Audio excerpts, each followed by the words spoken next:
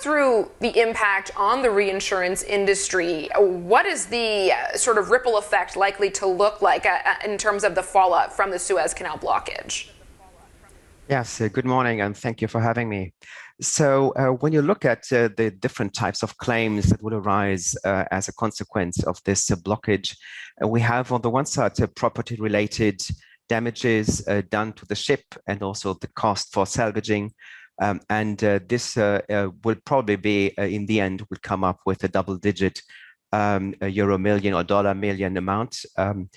But leaving this aside, because it's probably the smaller part by far of the total bill, it is more about liability claims.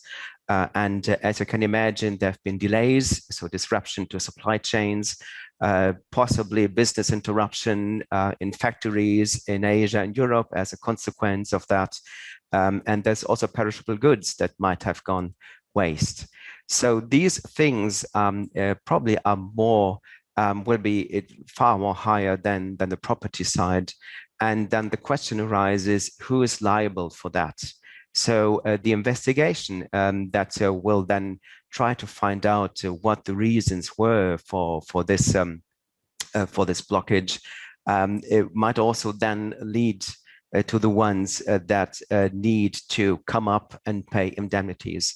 And these could amount to hundreds of millions in the end. And probably the reinsurance market, as marine is heavily reinsured as a subsector, the global reinsurance market then will probably come up and have to pay most of this bill.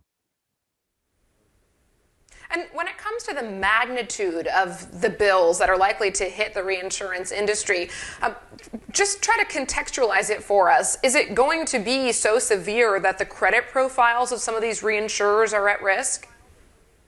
So in isolation, this man-made loss will be significant, but it will not move the credit profiles. It will not affect the credit profiles of the global reinsurers.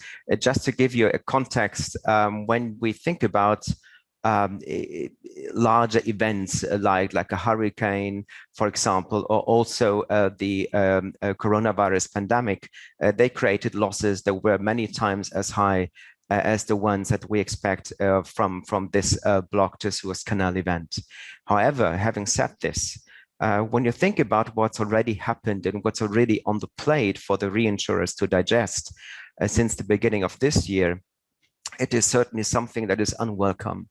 So we had winter storms in the US, we had severe snow in Europe, we had now flooding in Australia.